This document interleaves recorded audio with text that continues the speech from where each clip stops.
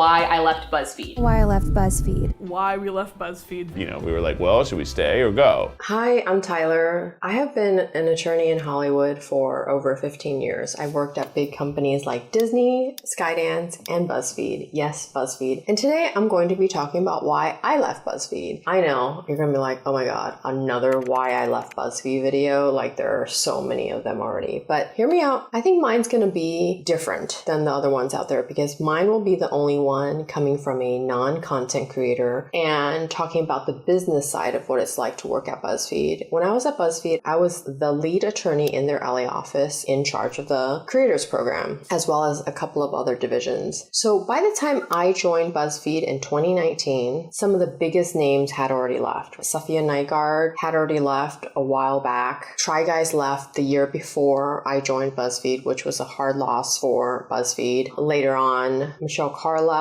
then Kitchen and Jorn from Ladylike left, Devin from Ladylike left, I think before Kitchen and Jorn, Ryan and Shane from Unsolved left. They later on started the Watcher channel on YouTube with Stephen Lim from Worth It series, which is one of my favorites. So why did I leave BuzzFeed? Well, there are 3 reasons why I left BuzzFeed. Some of the reasons will be surprising and some will be not so surprising. So the number 1 reason why I left BuzzFeed is because BuzzFeed is not creator friendly, which I guess shouldn't be surprising from all the videos out there about why I left BuzzFeed, but it is surprising and ironic because BuzzFeed is the birthplace of creators. When you think of BuzzFeed, that's the place where a lot of famous creators got their start. Before they became famous, before they created their characters or their shows, they started at BuzzFeed. What people don't realize about BuzzFeed from the outside is BuzzFeed is an advertising machine. At some point in time, it used to create 500 pieces of content a day. And within every single video is a brand deal. And what people don't realize is that's what keeps the boat afloat. That's what used to or keeps BuzzFeed in business are all their advertisers. So that was another division that I supported when I was at BuzzFeed, which was their advertising division. I didn't know that I was going to support when I started. I actually was hired to help them start and support their studios division. And I'll cover that in a little bit. So here's the thing. BuzzFeed prioritizes making money over their content creators. And there's nothing wrong with that because companies need to make money. But as you can hear from so many of the videos out there, particularly Safiya's, she left BuzzFeed because she wanted independence and freedom. She wanted to know that she had a say in the type of content she created. It was very hard for her because one of the main things that bothered me was that I was not supposed to communicate with you guys on YouTube. And I have to tell you, one of my favorite parts of being a creator on YouTube is being able to talk to you guys through the comments. If I was told that I couldn't talk to you guys, that would almost defeat the purpose of making these videos. And so for Safiya, she wanted to be able to go off on her own, create a channel, which I think she has almost 10 million subscribers now. And she wanted to be able to talk to you guys and talk to her audience. And so she went off and left BuzzFeed because she felt like she would go to leadership and try to ask for creativity and for input, for a say in how her content went. And she just was never able to do that. And there was a lack of transparency at BuzzFeed. And that I definitely felt that too. Part of my job at BuzzFeed was to be in charge of the creators program. And that meant I brought in new creators, I extended existing creators, or I exited creators. Probably exited a few of your favorite creators who used to be at BuzzFeed. So Safiya covers this in her Why I Left BuzzFeed video. What I think a lot of creators don't realize when they come into BuzzFeed is because they're young, it could almost be their first job, which is normally the case in Hollywood. If you work for a movie or a film, you sign an actor agreement that has very comprehensive work for hire language. And that language basically says anything you do for the companies is owned by the company. That includes your character, your likeness for your merchandising, and just everything that is created for this content, whether it be TV or film. And at BuzzFeed, I think when creators mentioned or try to advocate for themselves to have more autonomy or more say in their content, they were basically told that that's not going to happen. And so I think that's why a lot of creators left, because they wanted to own their own content. And when they realized that they couldn't take their channel name, that was a rude awakening, or it was a big shock, because you'll see a lot of the shows at BuzzFeed still are at BuzzFeed. They still live at BuzzFeed, like Unsolved, like Ladylike. The only only channel that, interestingly, was able to take their name was Try Guys. Now, they have a special place in my heart. I'm a big fan of theirs, and I've been covering them in my last few videos, and kind of have to read between the lines because they left before I joined. They probably came to a deal, and Keith, I believe, said it in the video best. Quite frankly, they didn't want to pay us enough.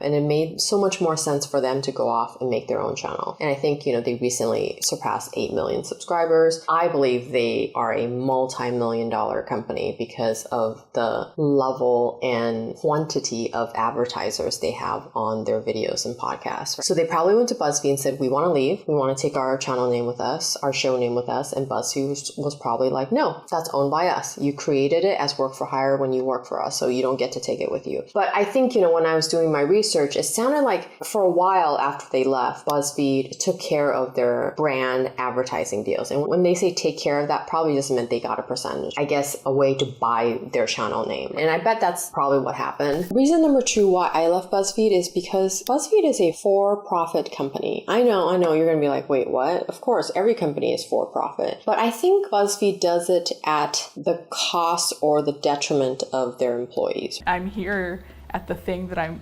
supposed to have aspired to, and I am not happy. I am barely hanging on. Every one of these creators that I've just listed probably went to BuzzFeed. And actually, I was part of some of those conversations where the creator would come to BuzzFeed and basically say, we need autonomy, we need creativity, we need ownership, we need to have a say. BuzzFeed leadership basically said, nope, that's not how we do it. Here's what you guys have to realize. When the brand deals come to BuzzFeed, they will say, we want it to look like this. We need your creators to say this. So when a campaign comes in, let's say McCormick, because I was one of the biggest advertisers at BuzzFeed when I was working there and I worked on their advertising deals. Basically, McCormick would say, we need 30 videos done or 50 videos done. I don't know. I'm making this up. And we're going to pay you this amount. And it could be 6 figures. A lot of them were 7 figures. And basically, we need you to put your best creators on here. And so BuzzFeed would basically go and look and say, okay, we're going to put these food content creators on this. And you guys are going to say this and you're going to present it like this and you're going to make it like this. And so the creators themselves had no creative autonomy. When I was at BuzzFeed, there were people leaving every single day. And it became kind of, I don't know if it was toxic, but morale at BuzzFeed was not good by the time I was there. People were all very anxious. People were unhappy. People didn't feel heard or seen. Now, I will say BuzzFeed had the perks of a digital media company, sort of the way Google and Apple have. I bet they had a beautiful kitchen. We would have food trucks come in on Thursdays, which we would pay for ourselves. But on Fridays, BuzzFeed would cater food to come in and you basically got free lunch on Friday, which was amazing. And the food was really good. So there were definitely perks there. They would have Halloween parties. They would have really great swag that would be offered to you. But when the values of an employee wanting creativity and autonomy go against what is the primary value of a company, which at BuzzFeed was its advertisers, its advertisers were way more important than the employees. And so when you kind of have this clash of values, which I will cover in one of my next videos about 3 signs to leave your job, what you believe in and what you value is inconsistent with the values of the company, then that's time to leave. And that really struck me hard because I became an attorney because I wanted to protect creatives. I became an attorney because I wanted to protect the vulnerable and those who are voiceless. I went into entertainment wanting to protect creatives because I believe a lot of creatives are creative and they don't know how to protect themselves. And I love being their protector and their advisor. And I felt it acutely at BuzzFeed that the creatives were not being protected. And I was in a position where I had to protect the company because I work for the company. And reason number 3 why I left BuzzFeed is COVID.